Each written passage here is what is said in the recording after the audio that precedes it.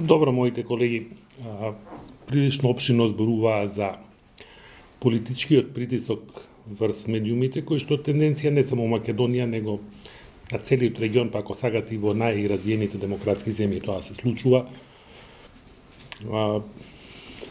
Јас повеќе би се фокусирал на тоа дека слободата всушност не е можна ако вие немате финансиски независни медиуми. Имаме стварно многу сериозен проблем со тоа што медија баингот секоја година се намалува за медиумите, да речеме кај телевизиите тоа е паднато на некои 13 милиони евра на пазарот и таа сума континуирано ќе паѓа надолу заради тоа што клиентите инсистираат кај маркетинг агенциите парите да се префрлуваат на дигитален маркетинг, односно на големите социјални мрежи како што се YouTube, Facebook, Instagram, каде што имаат можности маркетинг агенциите точно во влакно да гаѓаат на која публика се обраќаат, каков продукт да промовираат и така натаму. И тоа се повеќе и повеќе ќе станува удар, односно ние ќе се доведеме многу брзо во ситуација дали е нешто newsworthy или не, новинарот да нема автономен избор, него не знам, ќе се јави некаква си компанија која што ќе рече окей, ќе дадам јас реклами во вашиот медиум, меѓутоа сакам сега овој настан да ми се третира во вести, иако не заслужува да биде третиран во вести, заради економскиот притисок, заради сиромаштијата, медиумот можеби ќе попушти, бидејќи нема друга алтернатива. Лошата финансиска состојба, стварно слабиот пазар влие и на тоа огромен број од моите колеги со кои што сум ја почнал кариерата да не останат во новинарството, туку да стануваат портпароли по разни институции или да се занимаваат со пиар, со нешто сосема поинакво, заради тоа што многу подоходовно е отколку да се биде новинар и 24 часа да се биде под некаков притисок.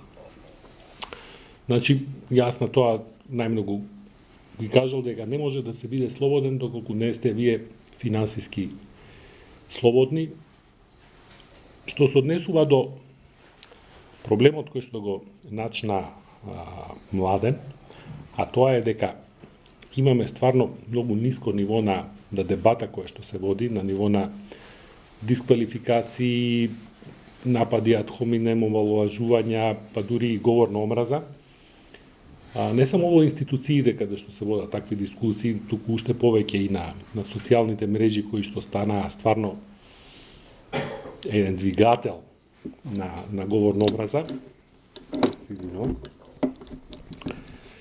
Еден од проблемите е, како што вели, сега во недела ќе бидам од кандидат на избори во Грција, тоа е Јанис Варуфакис, многу познат и авангарден левичар. Тој смета дека една од причините за таквиот тип на неслобода и на закрвување на општествата е, како што го нарекува, рентиерството на новиот технофеудализам. Што значи тоа? Технофеудализмот тој го дефинира како Facebook зима рента за вие да објавите реклама или да биде видлив вашиот текст таму. Меѓутоа на Facebook и на технорентиерите им одговара да се креира поголем трафик, да има повеќе дискусии, а тоа се прави на начин кога се поттикнува говор на омраза, навреди. Всушност, она што би требало да биде некаков тип на демократизација и освојување на слобода, тоа стана нашата неслобода.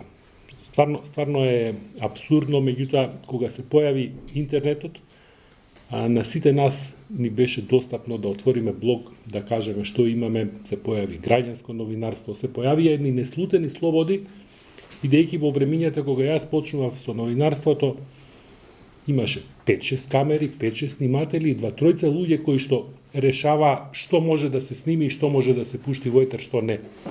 Денеска секој од нас може да биде снимател, има iPhone или има мобилен телефон, може да слика, може да снима, може да објави во етер на социјални мрежи или каде сака, и тоа всушност донесе една голема демократизација и тотална слобода. Од друга страна, таа тотална слобода и тие социјални мрежи сосема ни ја земаа слободата, односно тотално ја и го одземаа просторот за слобода на граѓанската индивидуа. Ние се што правиме, нашите деца сега се што прават на начин за потоа да го обликуваат нивниот имидж кој што сакаат да го представат преку социјалните мрежи, бидејќи без тој имидж тие се никој ништо во општествата. Така што за мене наредниот чекор на освојување на слободата е како ние ќе се ослободиме од рентиерството на технофеудалните системи. Тоа не е проблем само на Македонија, тоа е глобален феномен. Што се однесува до Македонија, јас сум навистина горд што ние сме стигнати толку горе да сме во рангирањето на Репортери без граници. Еве една Грција која што е толку поразвиена демократија од нас е на 107 место, ми се чини. Главниот проблем на Македонија е малиот пазар, стварно многу мал пазар, и тоа што таков еден пазар се повеќе ќе ја слабее моќта, ќе ја слабее резистентноста на редакциите за економски притисоци. Што се однесува до политичките притисоци, тие ги имало и ќе ги има. Фала му на Бога, не сме у ситуација да се апсат новинари или да се затвараат медиуми заради различни идеологија или што ја знам, и се надевам дека повторно такви времења нема да дојдат кај нас.